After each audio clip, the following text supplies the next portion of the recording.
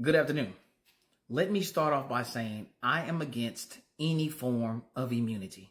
I do not believe that there should be a person or a position that we deem above the law. Let's just get that out the way.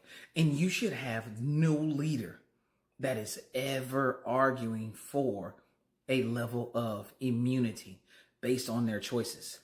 You can go back through my videos and it's going to be titled Issues with the Precedence of Immunity. That's what it's going to be titled. And I've discussed all of the different types of immunities that we currently have out there.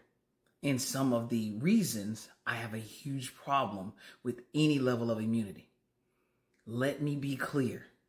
No person or position should have immunity over the law. There is a purpose for checks and balances. And if you give any person or position the realm to not be checked or balanced, you could be giving that to somebody you disagree with, an enemy. There are people right now who look at Democrats and Republicans and see an enemy. So on a logical level, why would you allow anyone the opportunity to be able to do something and not have to account for it in a world where everybody seems to be asking for some form of accountability? You cannot give immunity to anyone. This is why I keep telling all of you people that I want to vote for me, that when these things come up, it is imperative that you have a voice, and that voice needs to be in the form of a vote.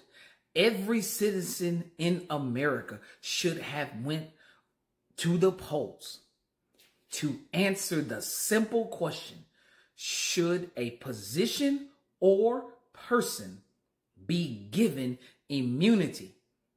And the definition of that immunities, or the current immunities in place, be placed on that ballot. So every American can weigh in on whether or not we are okay with this. Instead, we are utilizing the electoral system put in place to make decisions that have all but stripped the ability for all of us to still feel like this is a democracy. Now, it's thrown out quite a bit that we are a democratic society and or nation, but we are recognizing that there are a lot of major choices that will affect us all that we never get to weigh in on.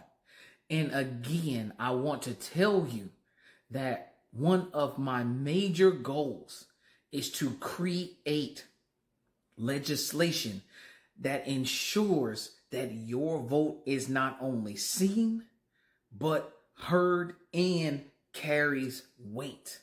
That must be put back into legislative policy.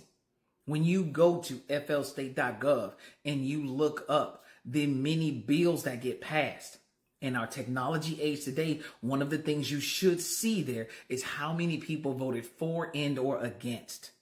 Because I have a background in IT, I understand that, hey, I need to leverage that department to make sure that you can weigh in on the same things that we're weighing in on. The same things that we take in. We put the information out, you at least get to vote so we can know that. Let's take a number that we know, 7,700,000 registered voters in 2020 registered to vote for the governor of Florida.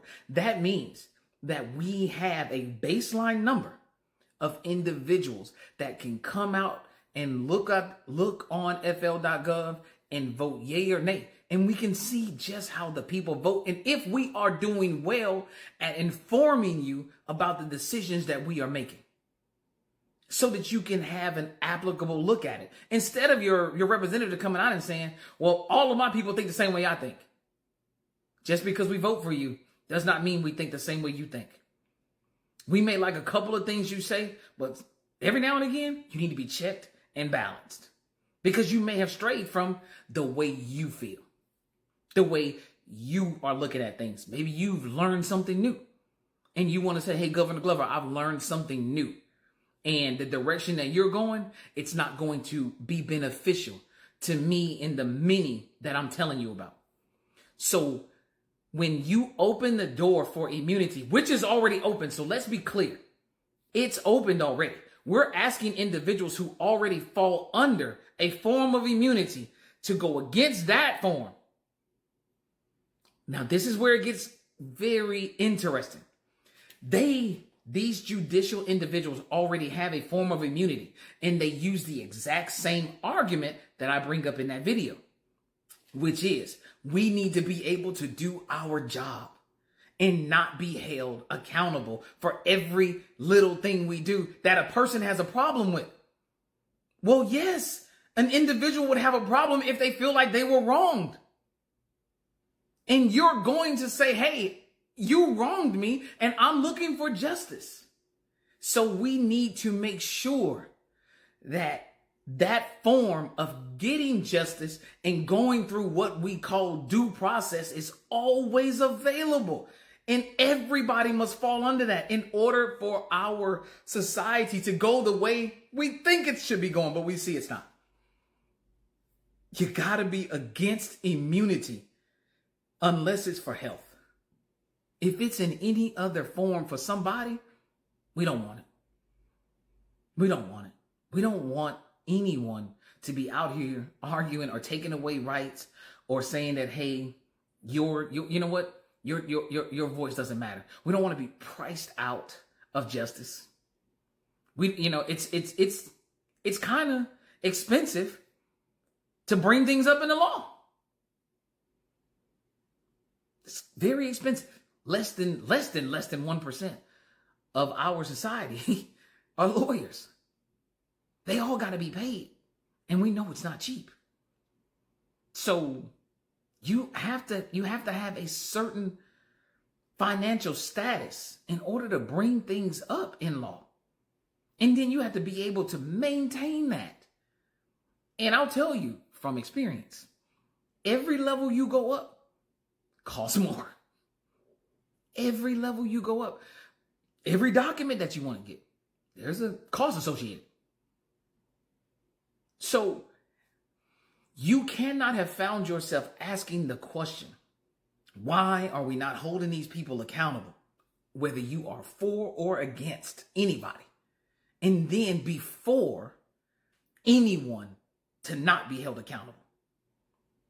Logically, that doesn't make sense.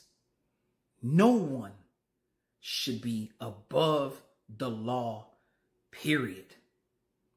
Everyone needs to have checks and balances, and we will work out everything in the middle, but we will not take away the avenue of being able to say that you did something wrong and we can prove it. You guys have a great day.